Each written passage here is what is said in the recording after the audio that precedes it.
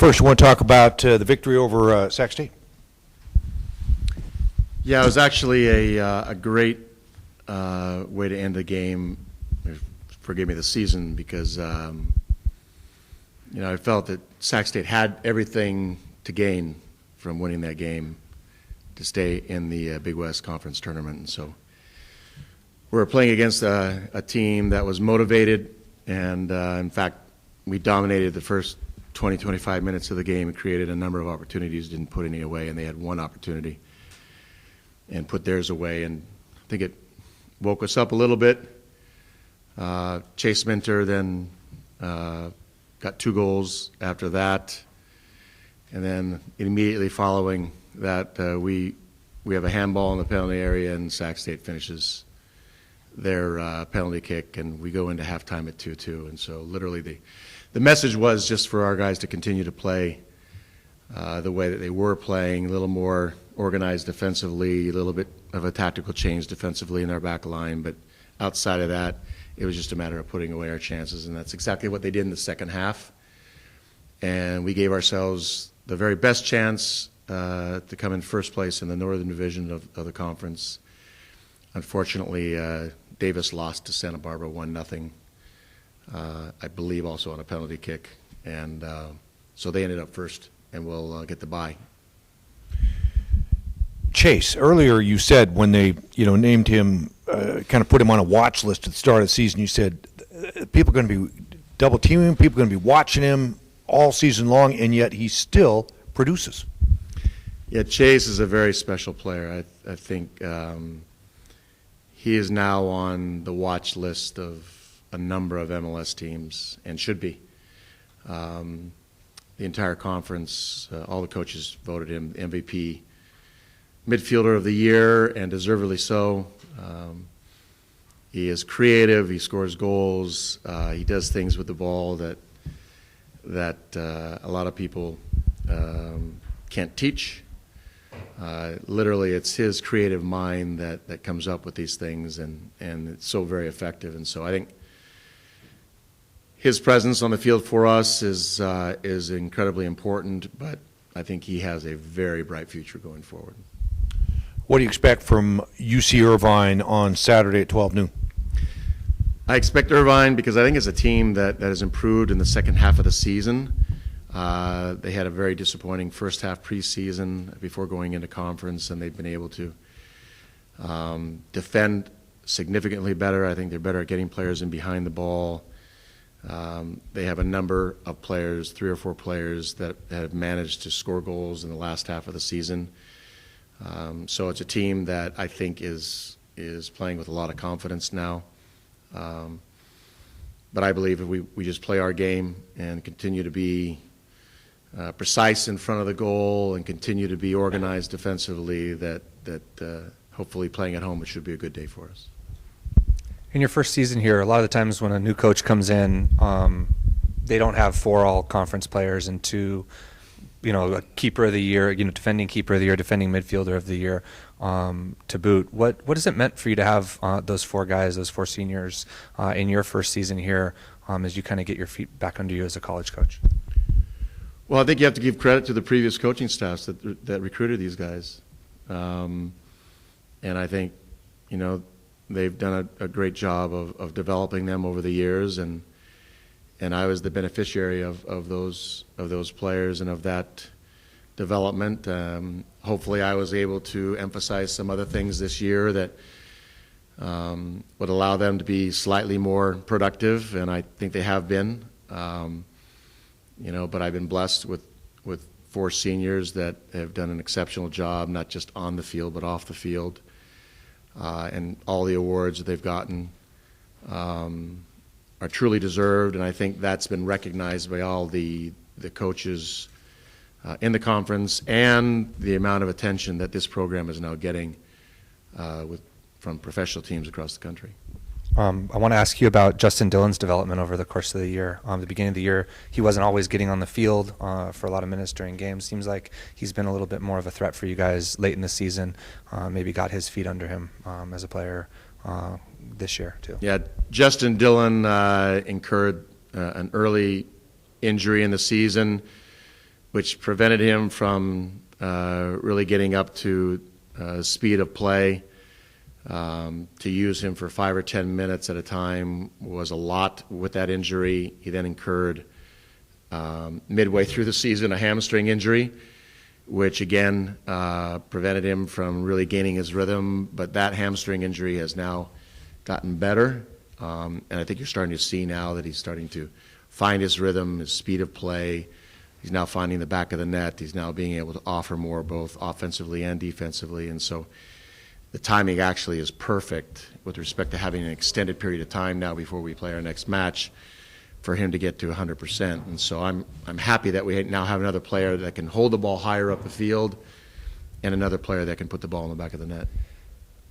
After the Davis game, you said that you were wishing that Ismail would have maybe gotten a goal, and the last goal at SAK State happened to be him.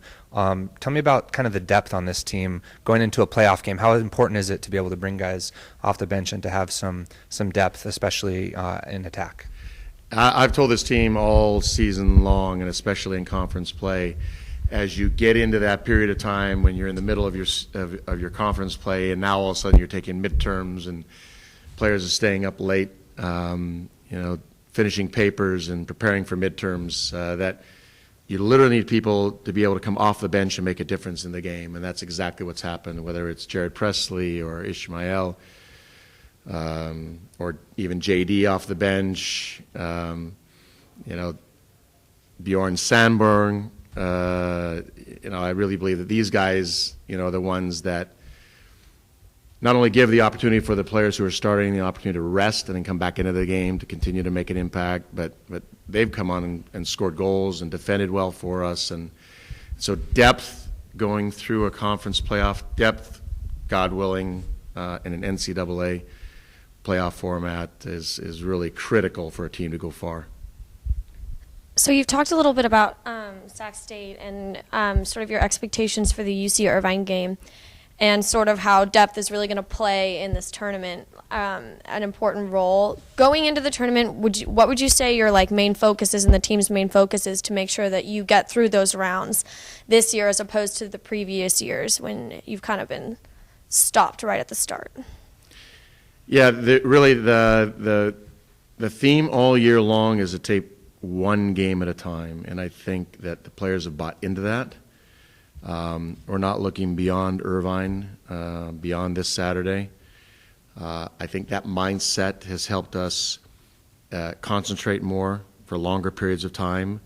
So our ability to concentrate, our ability to pay attention to detail, our ability to play our game and not play back on our heels, to really impose ourselves on the opponent as opposed to the other way around.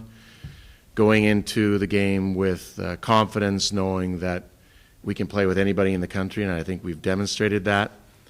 All those things add up to the confidence that would allow us to, one, win the game and move beyond this first round in the conference playoffs. So aside from confidence, you need great leadership on the field, and I think we have that in our 4 seniors.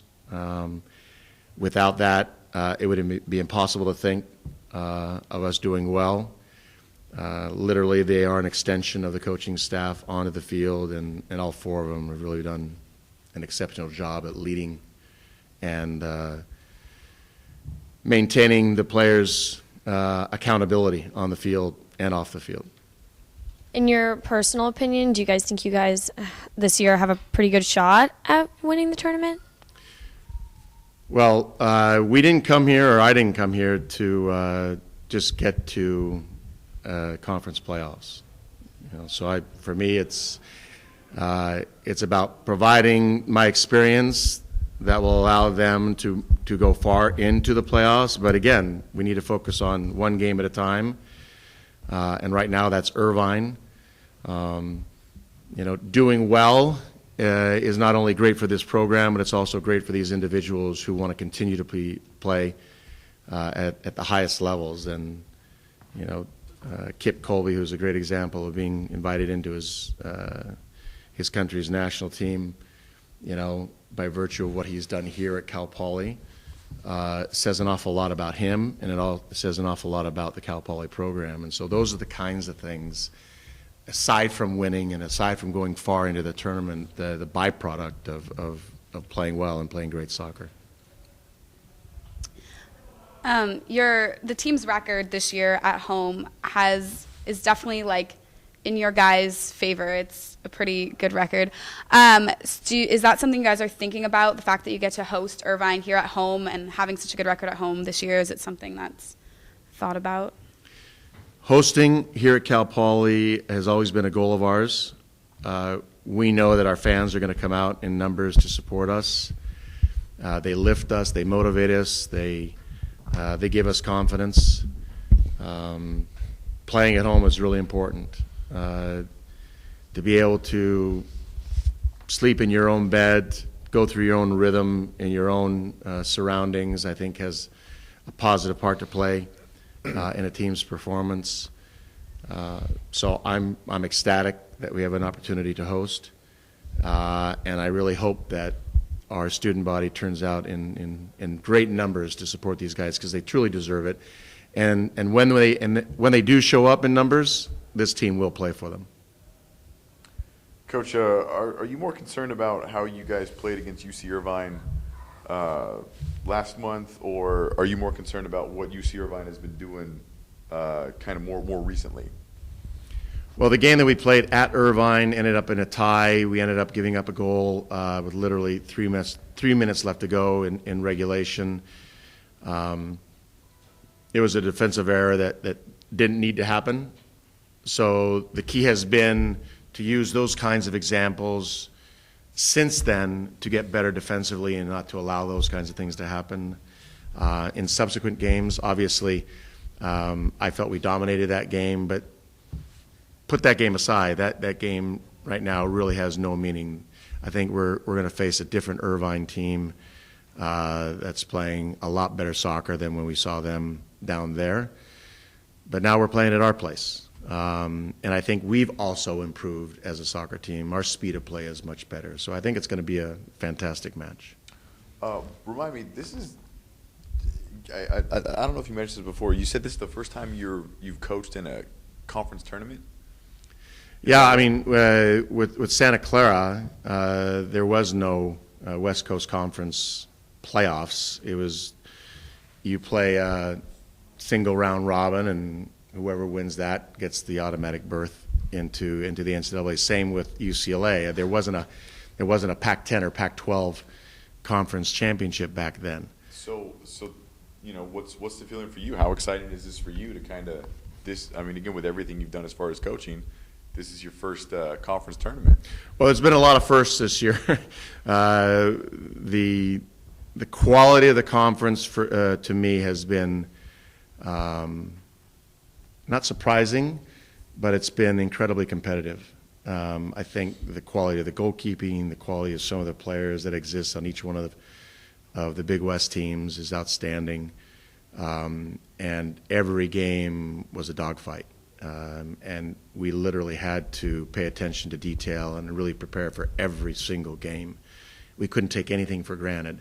And that shows the strength of the conference. And I think this conference has gotten better by some of the results that they've gotten outside of this conference. And of course, the Santa Barbara game here and the Santa Barbara game there, I don't think you can get much more drama in two games than that. And for one to be on national television and to show the quality of the two programs, I think it was great for soccer. And for me to participate in that has really been a lot of fun. And again, to participate in a conference championship is something that I've never done, and so I'm excited for that. However, I do believe that I would try to impose and influence change such that instead of 6 teams going forward, that only 4 teams go forward, 2 from the north and 2 from the south, because I think having 6 teams involved in an extra game affects the conference representatives to do well in the NCAAs. We tend to beat each other up in this conference championship. And so I think we have to give some real clear thought as to what is best for the top teams in the conference to go on and do well in the NCAAs, because that in the end will provide more teams from the Big West to participate in the NCAA's. Thank you. Yep.